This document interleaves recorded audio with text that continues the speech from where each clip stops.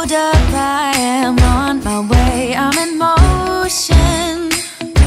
Let's go to the ocean. Yeah, let's go outside. We can hang out on the beach without freezing.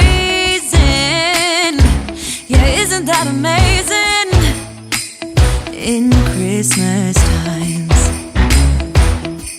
we'll be chilling and having a good time. Doesn't matter if the snow is falling or the wind blows and the rain is pouring. It will always be Christmas in my heart. But this year I wanna hang out with my friends and family, making angels in the sand, you ready? Doesn't matter, it is Christmas in my heart. And I can promise Santa's coming to visit. Yay! Let me get my camera situation. I don't know why this camera is always off. But anywho, as you can see, I have my hoodie on. It is cold. I stay cold constantly. Just trying to make sure that my phone is off because it seems to ring every time I go live. But nonetheless, I am here. Yay. This is day 6 of my 12 days of giveaway. Let me pull this down. Day 6. So if you haven't joined and you still want the freebies and access to the videos, you can join. I pinned the link on YouTube. And let me go ahead and drop it again in the comment section of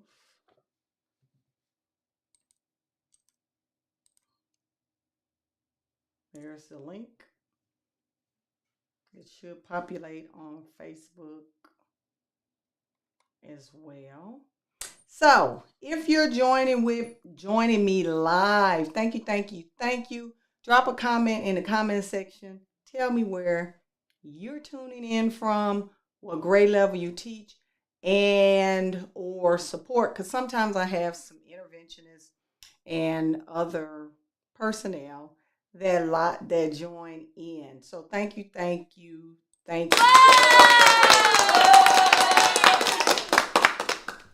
So if you don't know much about the 12 days of giveaway, it is 12 days of freebies and free tips on how to get your mind percolating for test prep.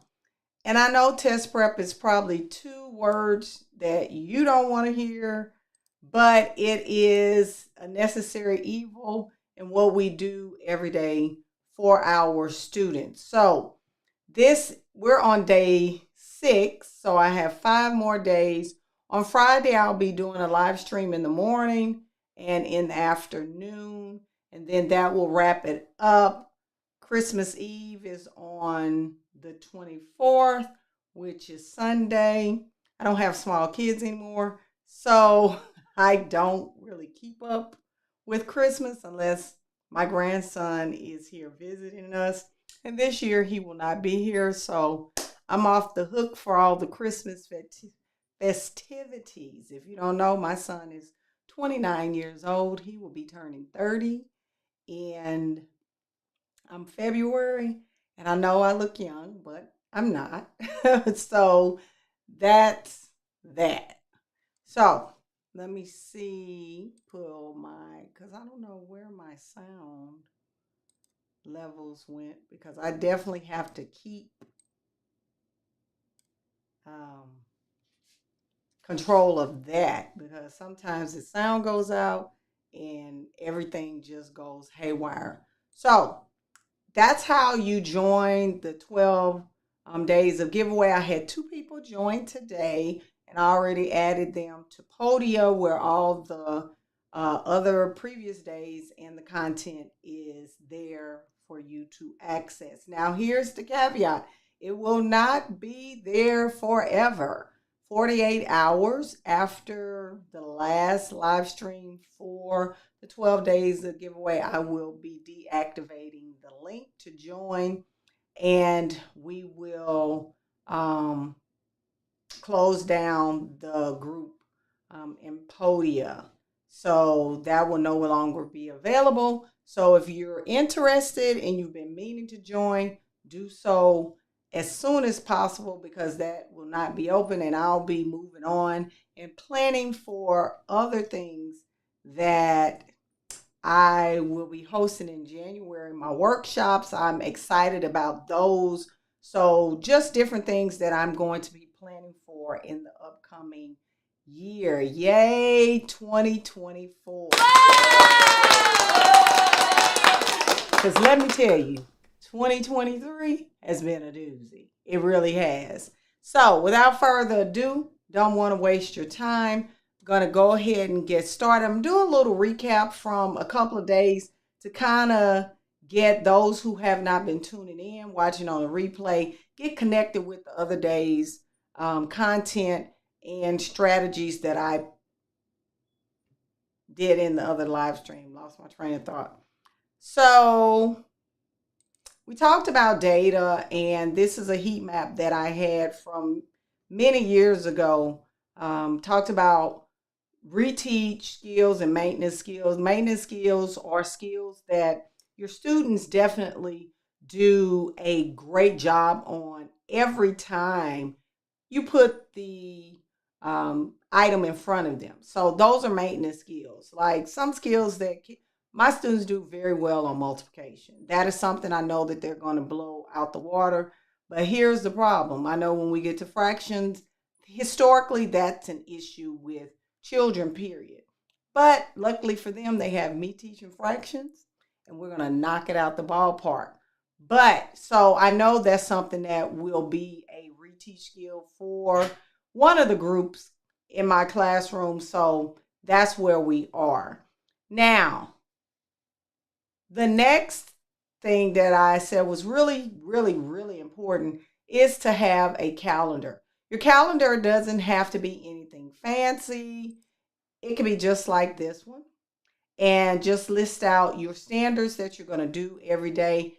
What I recommend is that you not go over 2 days for reteaching or addressing misconceptions, because you're not introducing new information. What you are doing is clearing up misconceptions. So what, and I don't know why this thing is moving, but I'm gonna step away.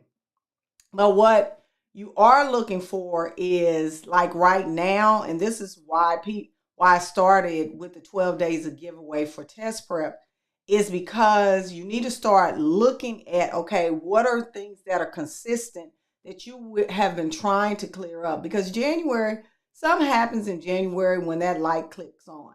Like I remember when I was a master teacher, I had one teacher that would come to me and say, well, you know, the kids aren't getting. I said, well, give the kids until January for the light bulb to come over. And then there'll be other kids that won't get it until the 19th hour when you're going through your review. But here's the thing. It's the same stuff you've been saying since day one, but it just didn't click till day 101. So those are some things. Don't give up, especially on those kids that are bubble kids that are close to passing, like the kids that, are right there on the line. Those are the kids that if you keep giving it to them and practice, eventually a lot of them at the 19th hour before the test will get it. So our hope is not lost. Then with this calendar, put all your breaks on it, because it will give you a good idea of what the days that you're working with. Please work in the reality, not, oh, I hope I can do this. No. And I'm going to say this, and it's probably going to ruffle some people's feathers. Test prep review is not for fun. It is not for you to do room transformations. Because guess what? The kids are going to be focused on the transformation and not transforming their test prep. Now, I'm not saying you can't do games. Love it. Nearpod, quizzes. You can have quizzes, contests, but they need to be wrapped up in your review, whether it's a maintenance skill or a reteach skill. You can do Kahoot competitions, whatever you want to do, but it needs to fall in line of that structure. Please do not bog down your children with these cute ideas of making test prep something like the glow room. Yeah, kids that are not struggling, they can handle that. Kids that are struggling, they will get caught up in the fun and forget what they're actually supposed to be doing. That's what happens. I've seen it happen 1,000 times. I go into these Facebook groups and the teachers are saying, well, I did the room transformation. I did all the things. Well, that was the problem. All the things didn't keep the kids focused. You need to keep your children or your students focused until the day of testing. And then if you want to wild out after testing, then by all means, do it. Celebrate testing being over. But children who struggle need to stay focused on the task and the job at hand. So today's topic is about whole group reteach sessions. And I know people are saying, no, we got to do it in No, you don't. If 90% of your children are getting a student expectation or a standard correct, that's something that needs to be done in whole group. That's when you do your Kahoot challenges. That's when you do your quizzes. That's when you do Nearpod. Those are the creative things that you do with those skills. You don't do that with the reteach skills where the kids need to focus on misconceptions, especially when we're talking about multi-step problems. That's where you need to focus on. Reteach skills are done in small group. You're focusing on that. And the kids are having to, because the brain, and I tell my students all the time, the brain wants to be free. It's free. I'm going to put my little triangle. Hold up, I am. Hold up, I am. Wrong one. Yes. Because the brain wants to be free, but we have to teach our kids to focus on the task at hand. So, whole group activities can look like this, where you have open-ended conversations. I love on my blog, and I'm going to have to drop that link into how to make dry erase boards. I got this actually from when we were implementing Engage New York years ago when I was teaching in Louisiana. But you can slide things into this, give your kids a dry erase marker, and cut down on the consumption of paper. Yeah, I'm a tree hugger. I want our planet to live on, past me and my generation. So yes, this is something that you can do in whole group. You can have the kids have discussions.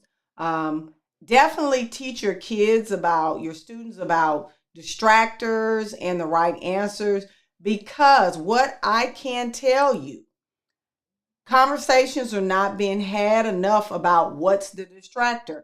And if you don't know what the distractor is, the distractor in multiple choice has a little bit of the right answer and a little bit of wrong. So it's the thing that makes children have to think and choose between the right and this distractor.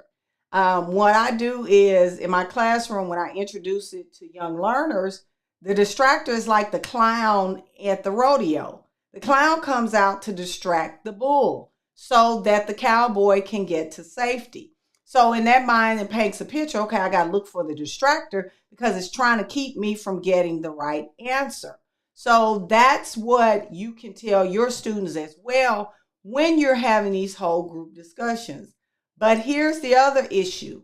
You have to definitely look at open-ended questions, because now these tests are not always they're not always multiple choice.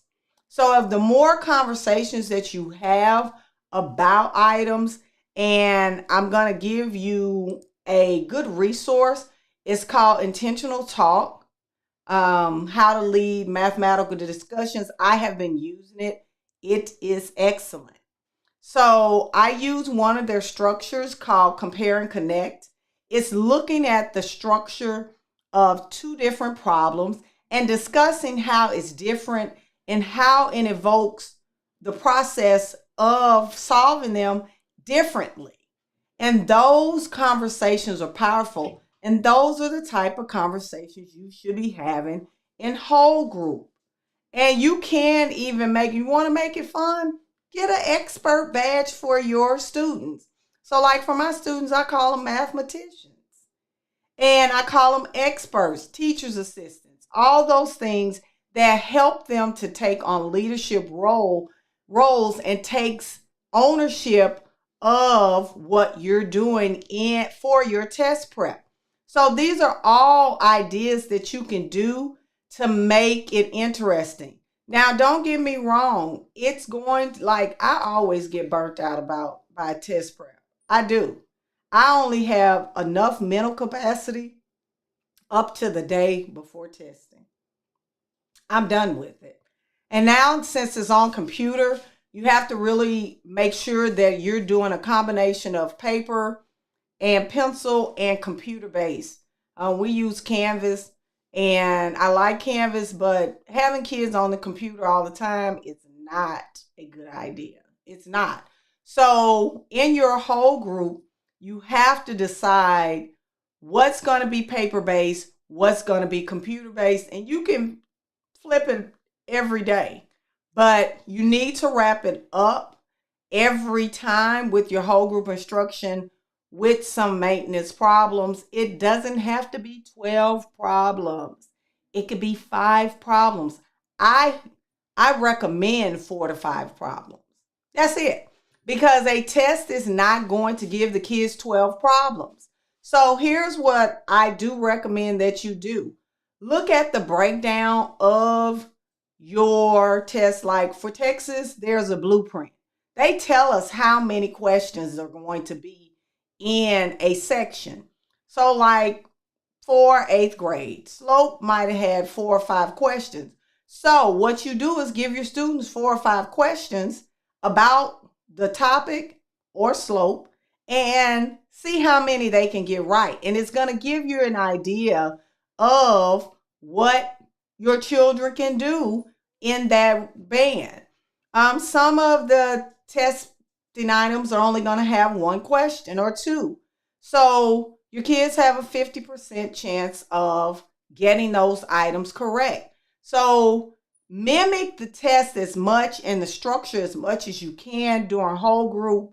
And when you have data talks with your administration, you can speak to, okay, this is how many that they're going to have, how many questions they're going to have, and this is how many my kids can get. And you can explain that to kids, and even 3rd graders will understand it. They'll understand I have 5 questions, and your goal is for them to get 3 to 4 correct, or all 5 of them correct, not less than that. And they will rise to the challenge. So that's all I have for day 6. I'm going to drop my lesson plan structure inside of Podia tonight. The video that I'm talking on currently is already in there. This structure, and it's going to come with some tips for laying out your whole group maintenance skill teaching. So hopefully you'll join me tomorrow for day 7. We're going to be talking about reteaching in small group instruction and all that jazz. So I'll see you tomorrow for day 7 of the 12 days of giveaway. Bye-bye.